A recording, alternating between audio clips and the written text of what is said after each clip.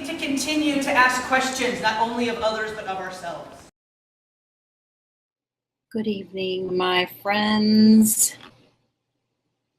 We are back for another episode in Pedagogy and Theater of the Oppressed, PTO Inc. We are back for a member spotlight. In a little while, hopefully soon, we're going to be joined by my friend Ebony. Some of y'all already know her. And I am lucky enough to be the one who gets to interview her. Look, it's hard to get on this lady's schedule. You busy activists, change makers, y'all schedules. So what is Member Spotlight? Okay, Member Spotlight is the brainchild that came through out of my body at the board meeting this last fall in 2015. It's now 2016. And one of the most, we think, the board thinks, and hopefully you think, one of the most valuable parts of the membership is the connection to the people who do the work. When I've been at PTO gatherings, I have had one or two conversations that were worth I could not even place a value on it. The amount of comfort and camaraderie, and also like difficult and eye-opening, brain-cracking, pushing the movement forward ideas and questions, and the difficult moments, also extremely valuable. And they go on at PTO, and they go on with the people who show up to PTO type events. Whether you're new or you've been doing this forever, it just happens. And so I thought, well, what if me and my little extroverted self got to interview, and some of my colleagues out on the board will get to too. I get to do the first three. Hello. Every time technology works, I'm like, oh, yeah. Hi. Hi. Which worked? Which link worked? The new link, the one that you just sent, that said new link. Yeah. So I'm here. You're here. Yeah. Thank you for joining us. My pleasure. My pleasure. So, how are you? I am glad to be sitting here with you. Thank you. Best part of my day. Oh, awesome. 2016. It's starting off way up here. Yeah, I agree. We also have this list of questions democratically decided by the board, and we can choose in pure Boal fashion to evolve it or stick with it. So, okay. So shall we begin? I'm ready. Let's begin. All right, welcome. Thank you. I'm happy to be here. Well, now, Ebony, would you tell us a little bit about yourself? Sure. I'm Ebony Noelle Golden. I am originally from Houston, Texas, born and raised. I've been an artist my entire life. And after high school, I graduated from Texas A&M University. I studied creative writing and African American studies there. I went from A&M to American University, where I studied creative writing and earned an MFA in poetry. And from there, I went to North Carolina, where I taught for a while and did some organizing and some community and movement building work. And then I left North Carolina and came here, initially for more graduate study. Here is New York City. And after a short stint in another graduate program where I studied performance studies, I wrapped up graduate school and started a small consulting company called Betty's Daughter Arts Collaborative. which provides cultural arts direct action services to artists and organizations and community-based activists who are looking to use arts and culture for progressive social change. And I've been doing that work along with working as a director and choreographer, writing for the stage for years now. And it's really gratifying and humbling and life-affirming work. I'm really pleased to be able to do it. You are here because of the desire to connect both new and seasoned PTO participants, members, interested parties. We decided that in 2016, we want to highlight our members and we want to know more about, number one, we'll start here. We want to know more about you and we want to know what you're doing, but also for the newbies, how did you find PTO, or how did you find Boal Freire? How did you enter the work? My entrance into Boal and theater, in terms of theater, community-based theater of the oppressed, came in a couple of ways. As an undergraduate student, I remember being introduced to some of the concepts very loosely, and then reintroduced in a number of master classes and trainings that I did, between college and now. But I would say my deepest kind of introduction happened while I was a student at NYU. I had the opportunity, Boal used to come here all the time, and I had the opportunity to train with him several times, and several of the master classes that I took at NYU and while at NYU were very much about exploring pedagogy of the oppressed and theater of the oppressed, and really looking to extend and expand our notions of what performance can do and how performance, theater, collective dialogue can be a tool and a strategy for liberation. And so that's been, I would say, maybe about 10 years or so, my deeper work in terms of Boal's approaches and methods really got going. And I'm very thankful for that, because I don't know if any of the work I've made or been a part of making since then hasn't been touched by. In fact, I'm sure it all has been relatively impacted by the work and the scholarship and the impact of Boal on my practice, on my theater and on my performance practice, but also just on my life practice. And I would say that in combination with my studies at NYU and looking at the performance of communities, specifically Black women's creative communities, really highlights and for me, and has really rooted in my practice in terms of theater as a tool and theater as a strategy, and who can perform and how communities can perform for their own liberation. So, yeah.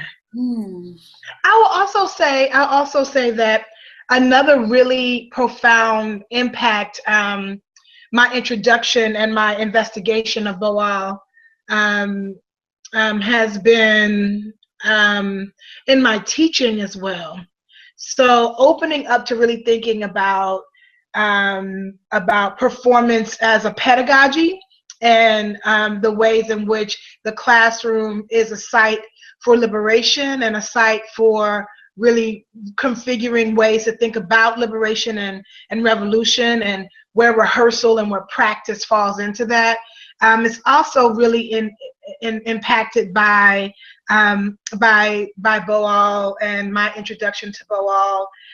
I believe that I am a better teacher and a better facilitator of creative experiences. I'm a better listener, and that is in part to working directly with Boal on several occasions, and then being a part of a community where where those values and those beliefs are valued and are present, in the way things happen and work is created and community is formed and functions.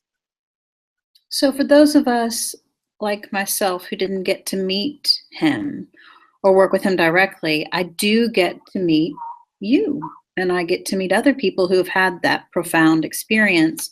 And I happen to know that you have recently been kicking it up down here in South Carolina, for instance, doing teaching.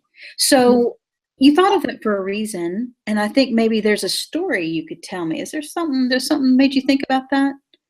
About what in particular? The way it has changed or shifted your teaching. Yeah, I think the moment in which the moments that in which I began to come into contact with Boal were also moments where I was deepening my understanding of movement building. And I at one point in time, I identified as an activist, in quotations, and I don't anymore. And that's not to take anything away from folks who do and from movements who are built by activists. But at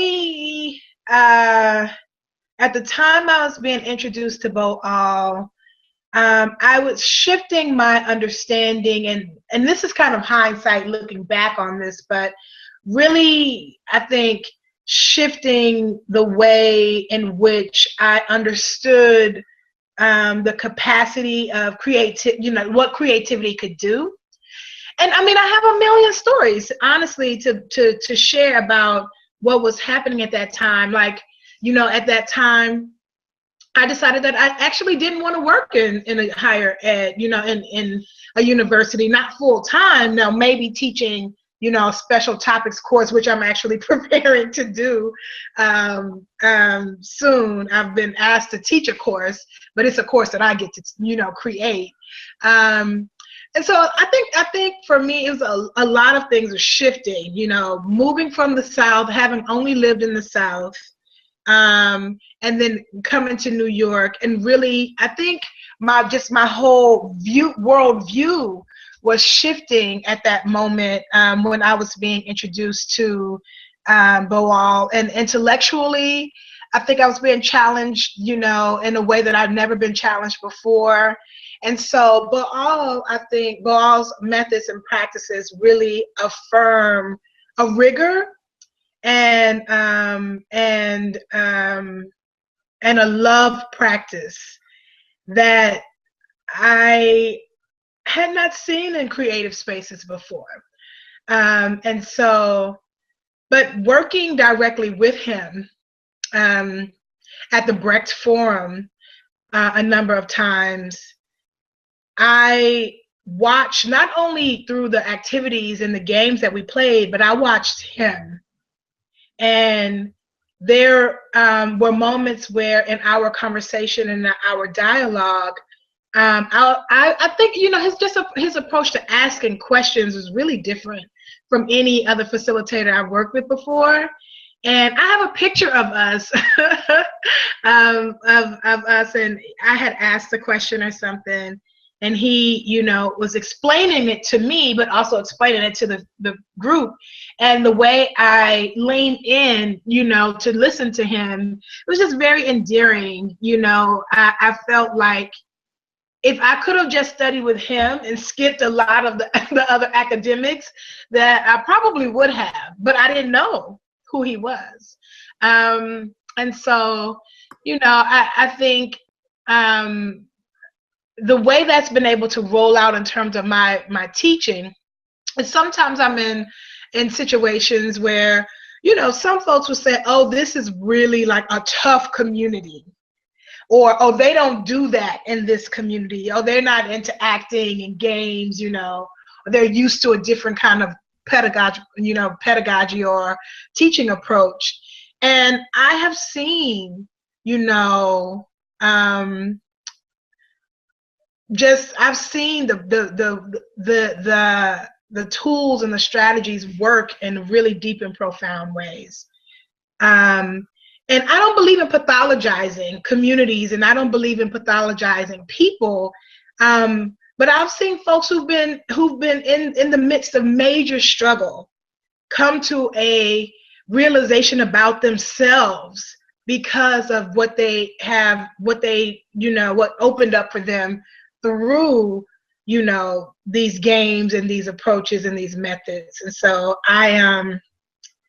so I'm a believer. I'm a believer.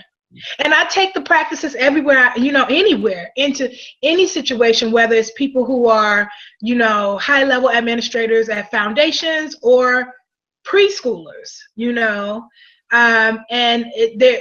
practices are universal in that way. And the folks that help to build what we know as, Theater of the Oppressed and Boal in particular, they had a certain type of genius. They have a certain type of genius that makes, performance and collaborative dialogue irresistible. We need more of that.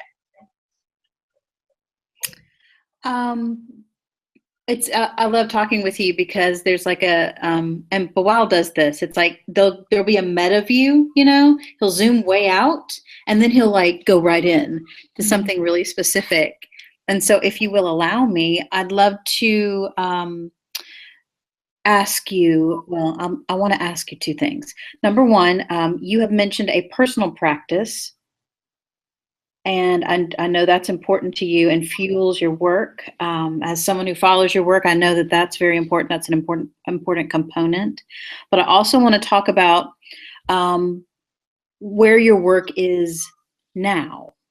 So however you'd like to take me with you there. My personal practice as it relates specifically to your work in the community? Yeah.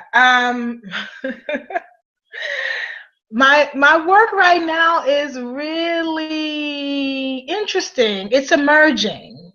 It's shifting. The conversations that I am having right now are some of the most dynamic and engaging and challenging, rigorous conversations I've ever had. And I think that the stakes are high in the type of work that I do in the communities I work with. The expectations are high as well. So my work is kind of, I would say, I live between worlds in a way. I am a maker, so I choreograph and I direct and I devise work for performance. And then I work as a strategist, sometimes at the same time, but in my work as a strategist, I am required to think of ways in which organizations and as well as individuals are using their cultural practice or their artistic practice for rigorous community engagement and progressive social change. That's my practice. My practice is around engagement, is around critical creative engagement and building programs that really highlight and situate creativity as a major strategy, a major vehicle for progressive social change. It really is, to be very honest with you, I teach and talk about and build strategies with what I know. I'm an artist. That's just where I am in the world. And so creative strategy and cultural art strategy is just the world that I live in. And we're in a time right now where folks are stretched very thin as it relates to what do we do about pressing life issues. And quality of life issues, social justice issues. And it really takes people from a diverse kind of background and vantage point to make change happen. And so my work is really, it's very rigorous in that folks expect for artists as well as other people, but folks expect artists to be at the table working for change. And I get into these challenging conversations with people who are like, I want to write my poem. I deserve to write my poem, and my poem is enough. So the challenge is not to stop writing poetry, because the beauty of poetry and the intellect of poetry is very important. And that doesn't negate the fact that poets and writers and dancers and architects and designers and teachers and it takes the whole kind of landscape in order to get to where we want to go as a collective, as a people. And so my practice is around figuring out ways in which to weave creativity, culture, art making, and engagement, sometimes all at the same time. Folks want it all at the same time. I will say also right now, what's really present in my practice is the piece around wellness. There are a number of programs and projects that I am a part of right now that are all about the intersection, the interaction, the conversation between art and wellness, and how wellness is a creative and artistic practice, and how art is a wellness practice. This is not a new conversation, but there are a number of projects and a number of philanthropic organizations and foundations that are really invested in this type of social practice and art making. And so there's a lot of writing happening, a lot of projects popping up, and a lot of conversation around the role of healing arts as an art practice, as a performance practice. And I'm definitely in that conversation in a way that, and just kind of tracking the trajectory of my work. It hasn't always been so present. But my personal practice is one around holistic wellness, and that being a very private practice. It's not for me to tell anyone what it means to be well, but it is my I do feel very strongly that my wellness practice is holistically a part of my creative practice. And that, I think, really is the foundation for a lot of the work that I do. The question is, what does it mean to be well? What does it mean for our communities to be well? What does it mean for our institutions to be well? What does it mean to heal the traumas the social traumas? What does it mean to build practices and institutions around that? And how do I do that in the body and in the lived experience that I have, and so oftentimes that looks like a poetry workshop where we don't write any poetry, because we're thinking about and dealing with the foundations of what it means to be well. And this is a poetic process, So in South Carolina, you mentioned South Carolina, I was teaching a master class, and it was all about poetics and in performance. And so, the first 20 minutes of that master class was all breathing techniques. And when poets breathe, the world is better. The world is made stronger by poets who are breathing into their writing practice. And so yes, I could talk a lot about what my personal practice is. I could talk a lot more about that, but and I'm kind of talking, like I'm talking like I make art, very much all around loop-de-loop. But I will say, just to kind of reel it in a bit, that it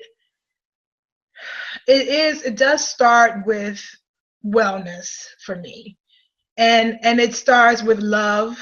My practice is rooted in that, And I'll be honest, I can't really do much else if those two things are not there. If I don't feel like I'm in a loving space, and if I don't feel like I can be well in this space, then I need to get out. And maybe I don't get out immediately, but I definitely look for ways and avenues to stop those connections, because I'm about, generating the good, most often.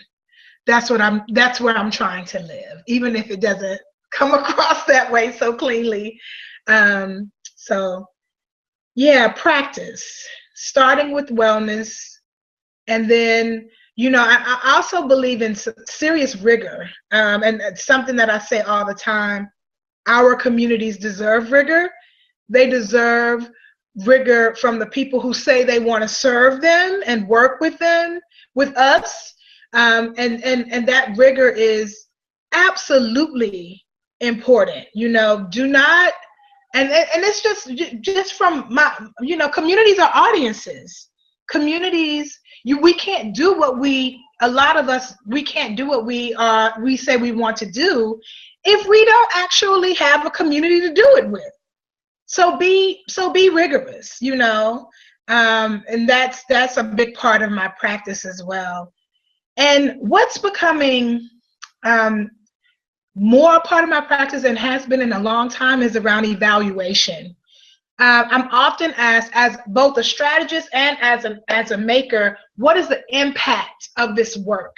What is the impact of, this conversation, this panel, this performance art piece, this experimental blah, blah, blah? Like, really, what are you looking to have people do once they engage this thing? And so, as a person who's not particularly trained to be in, organizational development or evaluation, but I'm starting to get clearer, about what impact means. Because if you're going to take Tuesday evening, every Tuesday evening for 3 months of someone's time, you better have an outcome that is going to really make sense for the people who are engaging in this project or whatever. And so, yeah, I believe very deeply in that. So yeah. And you talk about work that you felt was effective, that's come up with in all of the interviews, and who was it effective for? Work that you've done that was effective, you felt was effective. Yep. I can talk about a few pieces, a few things. I'm going to talk about Grow Green. And this program is really near and dear to my heart, because a couple of years ago, I was asked to develop a community engagement social practice project for service learning class of 16 to 25-year-olds who were in a pre-GED program, so adult basic skills program, looking to really get back into the flow, the academic flow. These are young people who have been either pushed out of school or selected to leave school because of the circumstances within their schools. This is in the South Bronx.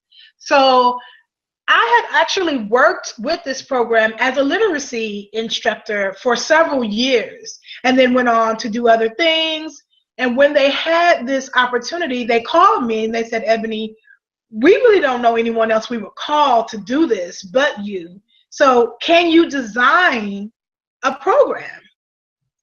And so I said, yeah, I think I can do that, and that's the work that I do. And designing, a part of the work that I do is to design these, social experiments, so to speak, where art and culture are a part of it, but may not be the whole outcome. So what I designed was a climate justice, creative activism and climate justice program that really used the whole city of New York as the classroom. So I gathered my friends who also happen to be experts in their fields around urban gardens, movement building and organizing,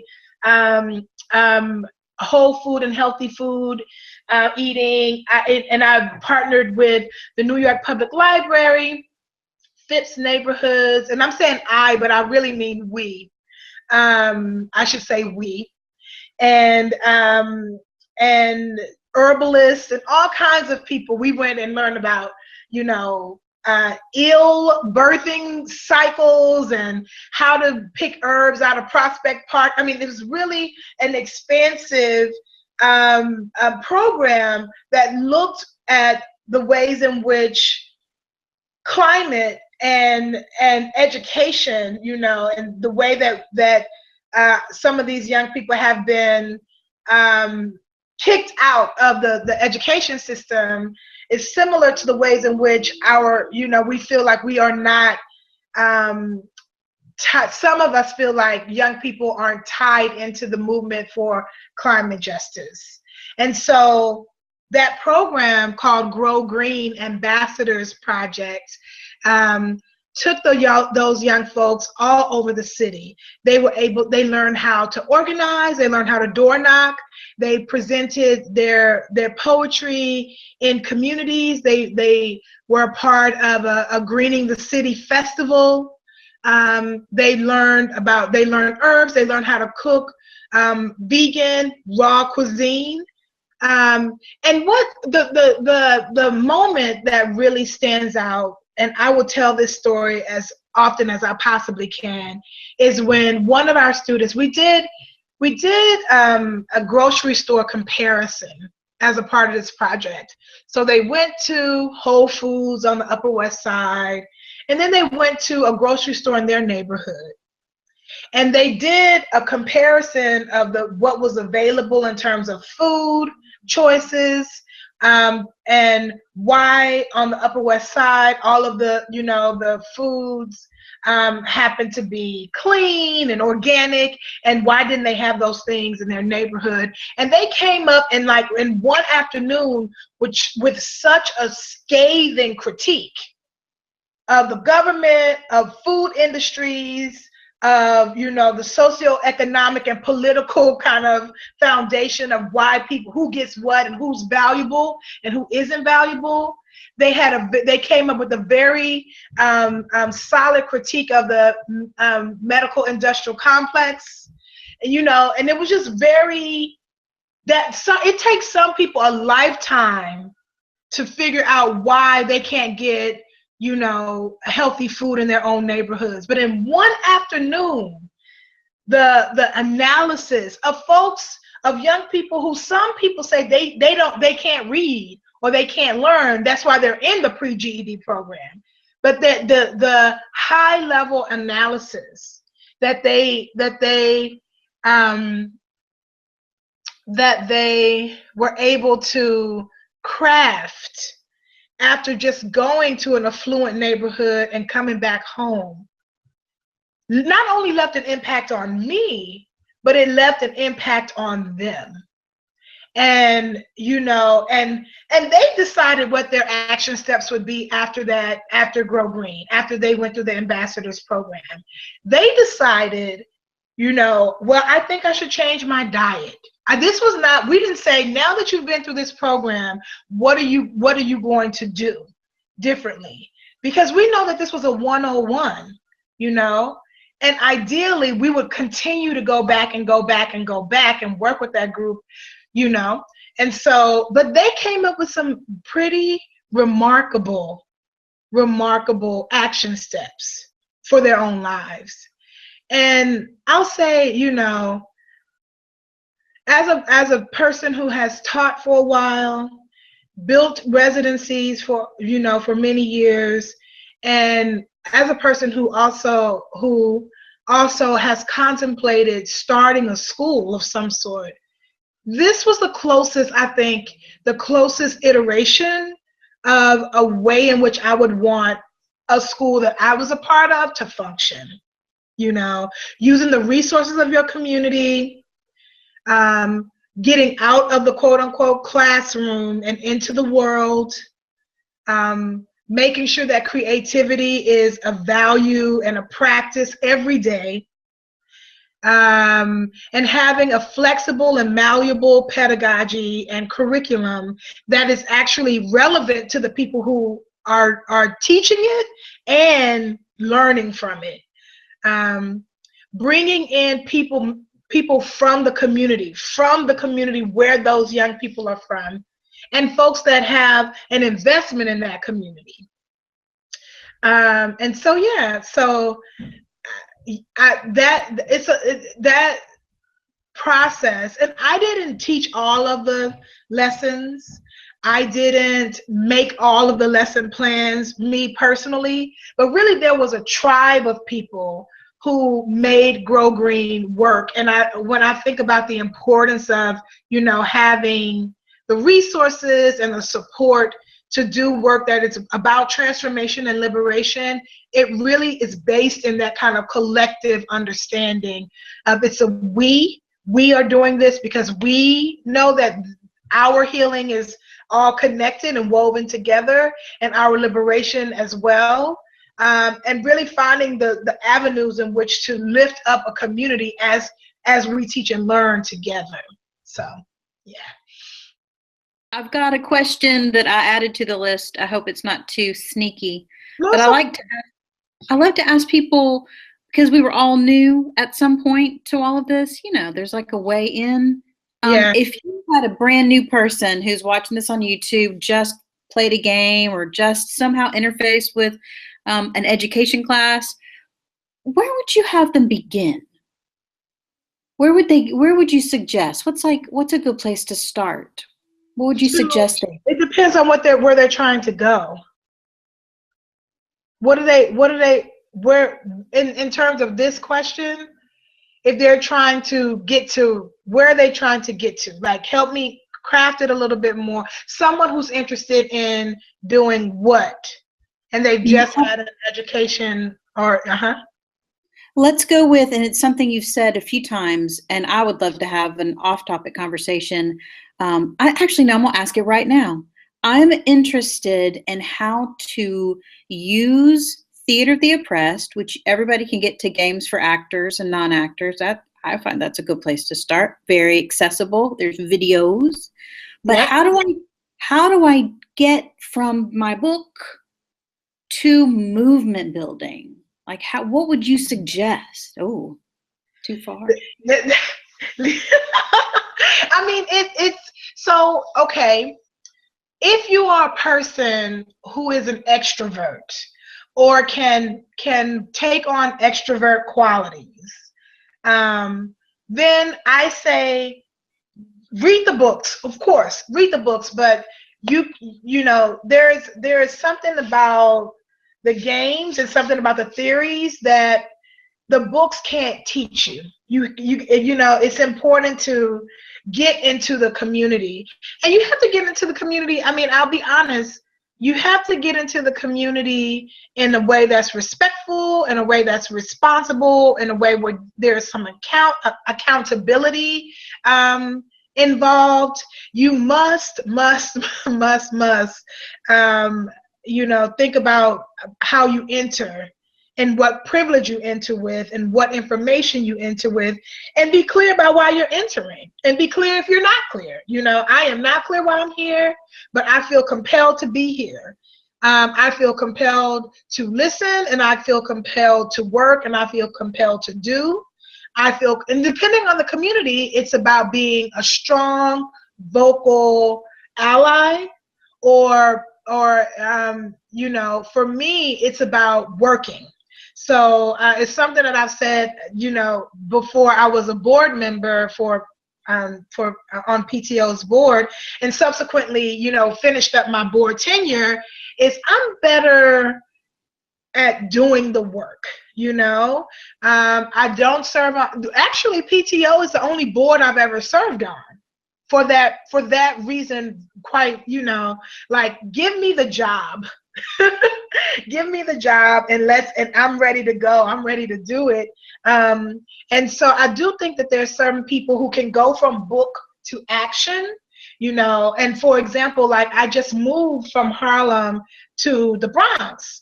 And in that move, it's, you know, it's interesting because I've been in Manhattan almost 9 years. So I'm in a new community where people do not know me, you know, in the same way. Although I know I have some connections in the Bronx. And so last night I went to my first community meeting, and you know, every community is different. So the time of just being present and listening and having folks ask you questions and going to the next thing and going to the next thing, you know, movement building and working in community, it's really, most often it's really families, you know. And when I say families, it's people who built a bond around an issue or a topic that they want to see or want to stop. And so it's important to be present. And there's a practice that, you know, I still am learning about, but it's really relevant to my how to get started, you know, this conversation around how to get started. And that is about deep listening. And I'll say this, deep listening comes up so many times in so many conversations that I have. It's like somebody needs to, you know, has coined that phrase, and we don't even know who said it first, but it's everywhere.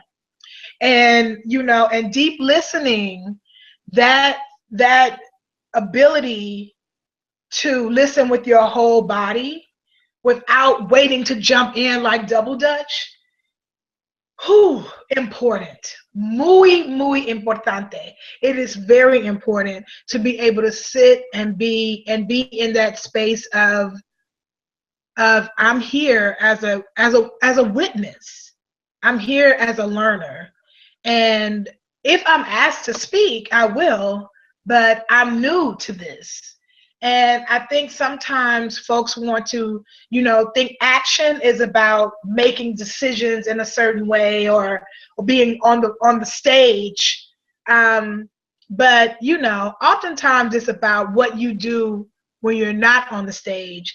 That's the biggest, I think, link between your capacity to read the text and understand the methods and be in the space where it's actually practiced. And so I feel very deeply that listening is really important, and patience is really important. And you know, and for introverted people, it's challenging to get out there, or folks that really are looking for their tribe and you know, and want to be a part of a community, but it's just not visible where to go, or how to go, or you know where to go, but you know that there's a lot of issues with that community. You know that there's homophobia in that community, or transphobia in that community, or ageism in that community. So you don't want to go there, even though they're doing quote unquote good work, you know. So it's really challenging sometimes to find your tribe. But I will say that I have been blessed, really blessed, to be able to find tribe wherever I've been. And there is also a responsibility in that, you know, and feeling like you know how to fit in and be diplomatic enough for folks are like, okay, she's all right, we see her, she can come on board, you know. That's a privilege as well, to be a chameleon and a diplomat in that way. I'm a Libra, so I do have the ability to like just flow in and be the diplomat and see all sides. But I will say that it's definitely, it can still be challenging, because then when you find yourself accountable to multiple communities, which I am accountable to multiple communities, you have to be careful about stretching too thin and being too visible and too accessible, and the expectations being too high, you know, because you're only one person. So that thing around self-care comes back in as really relevant.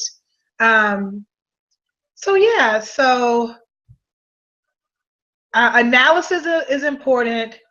knowing the information is important, and getting those practical, on the ground, heart to heart experiences as a person entering, also very important. And no need to, there's no need to rush it.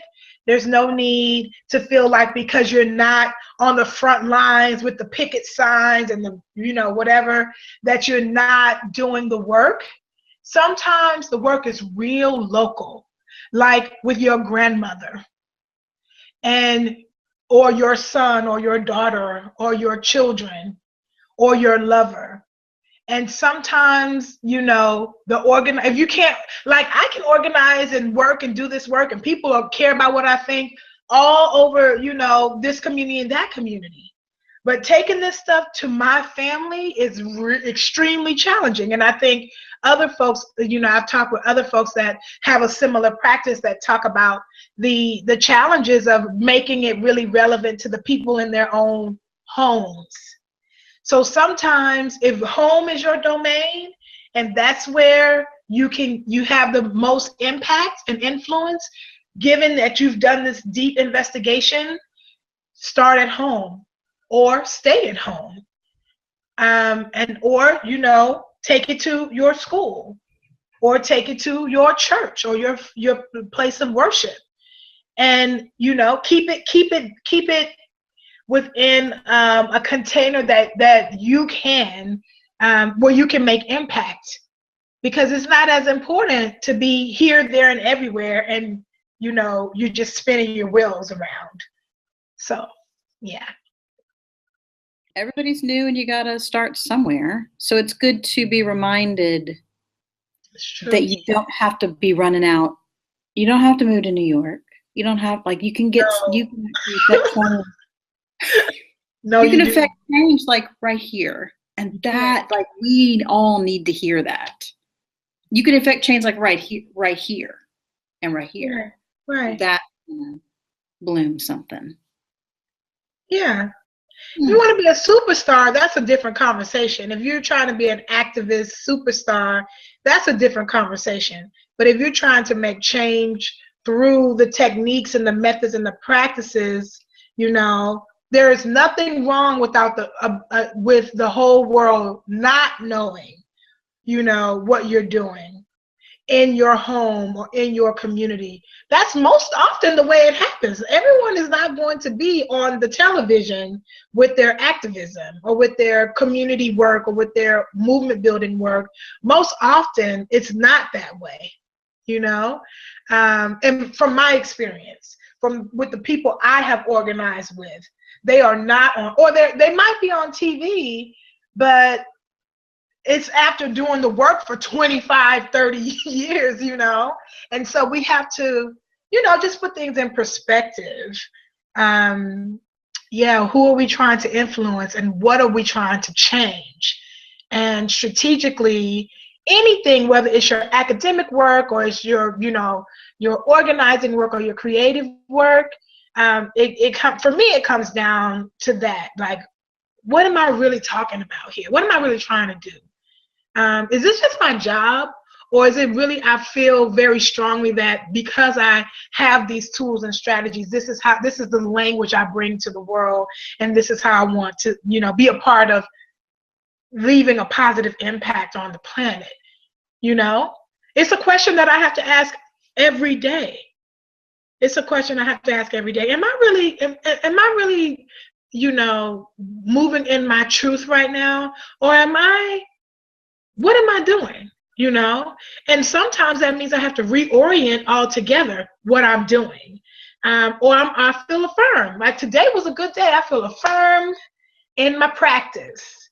But it does take some serious, analysis and negotiation and renegotiation, because we're never the same. And the work is not always the same either, and who's involved in the work. That's deep. That's deep. I always feel like that when I'm near you. I'm like, I wish I could hear that again. Yeah.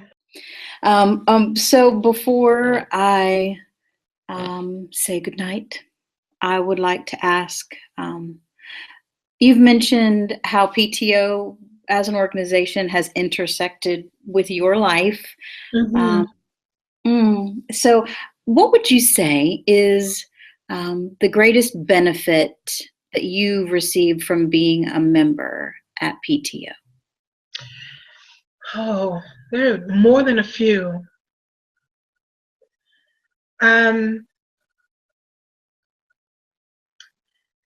Before I was a member of the board, which was so much fun, and um, and I'm so grateful to have had that experience. But before that, as just a member, I think it was really, it was really important for me to bring work to PTO, to the conference. Um, for 2 years, my performance ensemble, body ecology performance ensemble, brought work to the conference, and we performed. Was it 2, maybe 3 years? I can't remember now, but each time we came, we taught a workshop and we performed an excerpt of our work in progress. And every time we were together, we had a room full of people. And this is a performance ensemble of Black women. And at that time, most of those performers, all of the performers were in their 20s.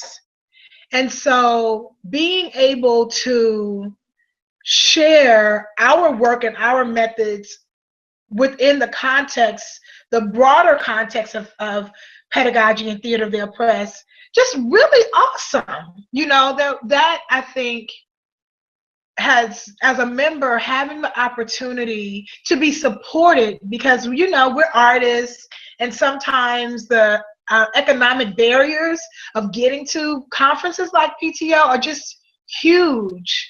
But I have to also say that the board works really hard to get people there, and it's just an awesome family and community that's created during the conference. And it's hundreds of people sometimes, but still,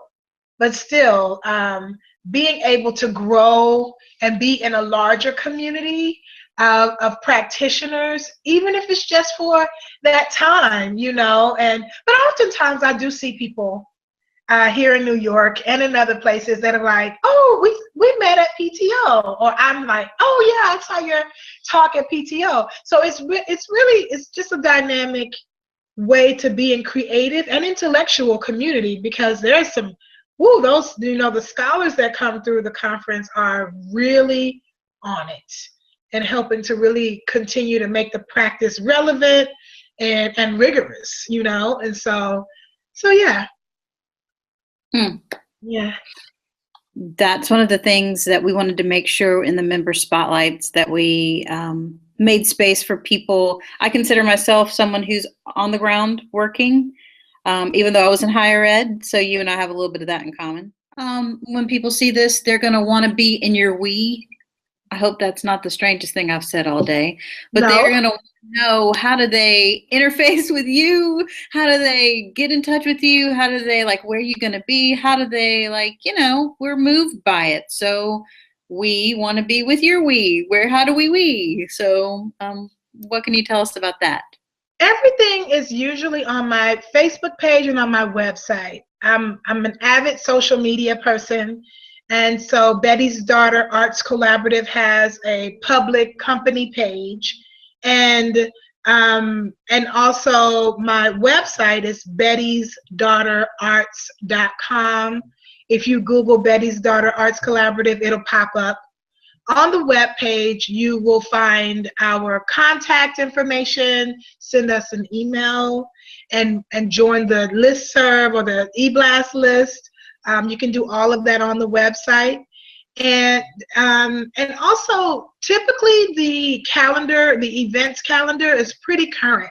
So if we're in your town, because wherever we go, lots of places. But if we're in your town or in your city, or you want to bring us to your town, we would love to come.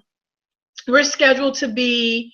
We have a lot happening here in New York, but we're scheduled to potentially be doing some work in North Carolina, and New Orleans, and back in South Carolina, hopefully in Texas. We've been asked to come in the next, several months or so. So folks should stay in touch and be in touch.